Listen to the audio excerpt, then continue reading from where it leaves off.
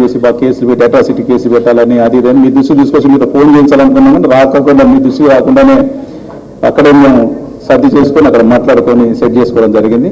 వాళ్ళు చాలా strong person, వాళ్ళు అట్లాంటి వాళ్ళని మనం కాపాడుకోవాల్సినటువంటి అవసరం లేదు. ఎందుకంటే అక్కడ అన్ని రకాల పార్టీకి అన్ని రకాలుగా ఒక ఆర్గనైజేషన్ కాకుండా ఆర్థికంగా కూడా గట్టి భరోసా ఇచ్చేటువంటి వ్యక్తులు. ఇటువంటి వాళ్ళని తప్పకుండా నరసింహతన్న మీరేమో వరి కాదు. ఆ రోజు కూడా మీకు చెప్పిన అత్యవసరం అనుకుంటే రామన్న దగ్గరికి పోయి 80% ఎస్పీ గారితో మాట్లాడిస్తామని చెప్పినాం. తప్పకుండా మీరేం వరి కావద్దని చెప్పి తెలియజేసుకుంటూ పార్టీ విషయాల్ని ప్రసంగించవలసిన కోరుతాం. ఈ శుభ సమయంలో కేటీఆర్ గారు లాంటి ఒక యంగ్ లీడర్ని కలవటం నాకు చాలా సంతోషంగా ఉంది.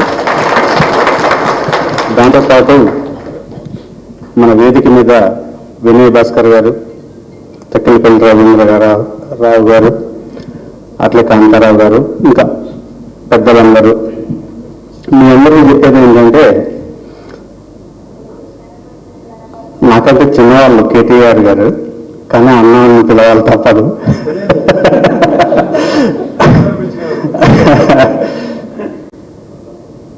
మా కుటుంబానికి 2003లో ఒక ఇబ్బంది జరిగింది సార్. నేను 30 సంవత్సరాల నుంచి రాజకీయ జీవితంలో ఉన్నా. ఆ రోజు నుంచి ఈ రోజు వరకు నా సొంత డబ్బులతో నేను ఏ పార్టీలో ఉన్నా కూడా పార్టీకి నిబద్ధతగా కలిగి పనిచేసుకుంటూ ఉంటాం. ఆ రోజు కేసీఆర్ గారు నన్ను గుర్తించి 2019 ఎన్నికల్లో అక్కడ అసెంబ్లీని ఓడించడానికి బీఆర్ఎస్ పార్టీ అభ్యర్థిని నేను కృషి చేసిన మాట వాస్తవం. కానీ కేసీఆర్ గారు నన్ను గుర్తించి మా గురువు గారు అయిన ఎర్రబెల్లి దయాకర్ రావు గారిని హెలికాప్టర్ ఇచ్చి పంపించి,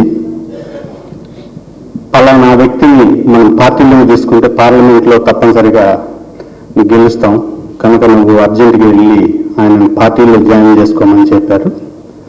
వెంటనే ఎర్రబెల్లి దయాకర్ గారు, నామనాగేశ్వరరావు గారు, అప్పుడున్న తుమ్మల నాగేశ్వరరావు గారు, వీళ్ళందరూ కలిసి మీరు పార్టీలోకి రావాలి తప్పనిసరిగా అంటే నేను పార్టీలో జాయిన్ అయ్యి మాలోతు కవిత గారు ఎంపీ ఎన్నికల్లో భారీ మెజార్టీతో మనం గెలిపించుకున్నాం.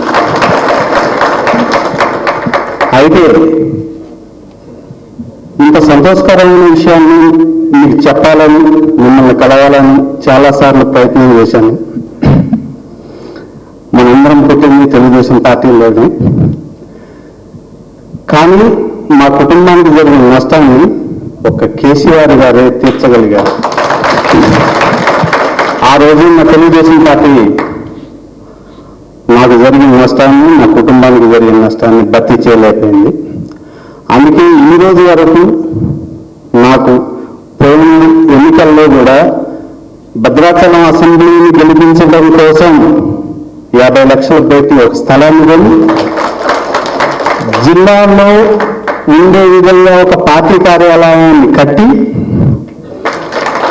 25 లక్షలు పెట్టి ఒక ప్రచార రథాన్ని కొని పార్టీకి అప్పచెప్పి ఆయన గెలుపు కోసం 2 కోట్ల రూపాయలు డబ్బులిచ్చి 10కి 10 అసెంబ్లీ స్థానాలు గేటు దాటనీయను అన్న వ్యక్తిని ఛాలెంజ్ చేసిన శ్రీనివాసరెడ్డి గారిని భద్రాచలం అసెంబ్లీని గెలిపించేదానికి నాకు సహకరించిన రాంప్రసాద్ గారు, మాన రామకృష్ణ గారు, ఇక్కడున్న ఈ మండల అందరి ప్రజల సహకారంతో తెలంగాణరావు గారిని భారీ మెజార్టీతో గెలిపించాను సార్.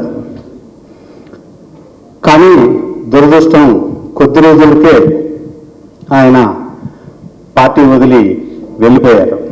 కానీ ఇదే పార్టీలో నా ప్రాణం ఉన్నంత వరకు, నాతో నా ప్రాణం ఉన్నంత వరకు కేసీఆర్ గారితోనే ఉండాలి అనే సదుద్దేశంతో ఉంటే నేను 2000 ఎకరాలు మేజ్ వ్యవసాయం చేపిస్తాను సార్. దాని మీద కాంగ్రెస్ పార్టీ వాళ్ళు ఈయన ఇలా చేస్తున్నాడు కదా అని పెట్టని కేసులు లేదు సార్. 2.5 కోట్ల రూపాయలు నష్టపరిచారు నన్ను. అయినా సరే కాంతారావు గారు ఎప్పటికప్పుడు నాకు సపోర్ట్ చేసుకుంటూ, ఇటు అందరూ మా పార్టీ నాయకులు అందరూ సపోర్ట్ చేసుకుంటూ, అదే భరోసాతో ఈ రోజు వరకు ఓపికతో ఇలాగే ఉంటున్నాం సార్. నేను చెప్పేది ఏంటంటే తప్పనిసరిగా భద్రాచలం మళ్ళీ ఎన్నిక వస్తే నా యావదాస్తిని అమ్మి అయినా సరే తప్పనిసరిగా అక్కడ మీరు ఎవరికి టికెట్ ఇచ్చినా సరే నేను అన్ని పనులు వదులుకునైనా ఆ ఎమ్మెల్యేని గెలిపించడానికి ఎక్కడా కూడా వెనకాడమని మీకు మాట ఇస్తున్నా. దాంతోపాటు ఆ రోజు నారా లోకేష్ గారు రెడ్ బుక్ ఎలా అయితే పెట్టారో నాకు మాత్రం నా జీవితంలో ఇంకొక ఆశయం ఉంది సార్. అది మీ ద్వారా జరగాలి. పింక్ బుక్ మాత్రం కంపల్సరీ పెట్టాలి. మనం ఒక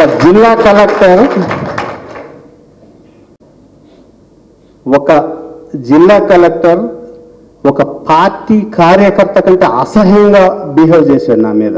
అయినా సరే నేను జరగకుండా ఆయన మీద కోర్టుకు వెళ్ళాను. చివరికి ఆయనే నాకు సరెండర్ అయ్యారు. కానీ ఆర్థికంగా చాలా నష్టపోయాను. మళ్ళీ మన పార్టీ అధికారంలోకి రావటం అనేది పక్క. వచ్చిన మరుక్షణం నేను కోరిక ఒకటే, నా యావదాస్తిని మన పార్టీకి ఇచ్చేయమంటే ఇచ్చేస్తా, కానీ ఆ కలెక్టర్ని ఎక్కడున్నా మాత్రం వదిలిపెట్టద్దని మాత్రం కోరుకుంటాను.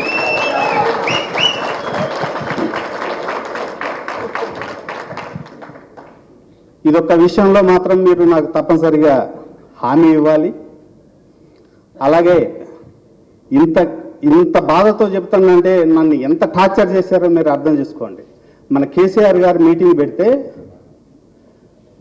అన్న కాంతారావు అన్న వద్దిరాజు రవిచంద్ర గారు మరి భోజనాలు ఎక్కడ ప్లాన్ చేద్దామంటే, అన్న మీరు ఎక్కడైనా ప్లాన్ చేయండి, 3 నియోజకవర్గాలకు అయ్యే ఖర్చు మొత్తం నేనే పెడతాను అని చెప్పి ములుగులోనే పిఎస్ఆర్ గార్డెన్లో భోజనాలు అరేంజ్ చేసి 600 కార్లతో మన వరంగల్ మీటింగ్కి రావడం జరిగింది. ఇదంతా ఎందుకు చెప్తున్నానంటే, పార్టీ అంటే ఏంటంటే ఆస్తులు సంపాదించటం కాదు, ఒక ఆదర్శమైన ఆలోచనతో మనం అందరం పనిచేయాలి తప్పనిసరిగా. కనుక నేను ఇప్పుడు మాట్లాడేటప్పుడు నాలో ఆవేదన వల్ల చిన్న తడబాట్లు వస్తున్నాయి. కానీ నా మనసులో ఇంకా చాలా ఆవేదన ఉంది. కేసీఆర్ గారు నాకు నా తండ్రి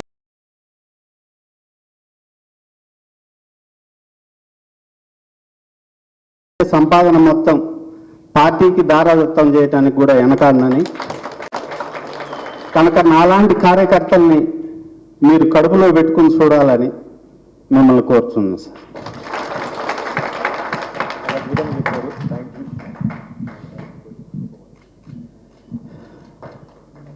వారి ఆవేదన ఇంకా చాలా ఉంది సార్. ఇంకా వారి వెంబడి తిరిగేటువంటి ఫాలోవర్స్ మీద కూడా బాగా కేసులు పెట్టి, అంటే మాదంతా కొద్దిగా డిఫరెన్స్ ఏరియా మీ అందరికీ తెలిసిందే.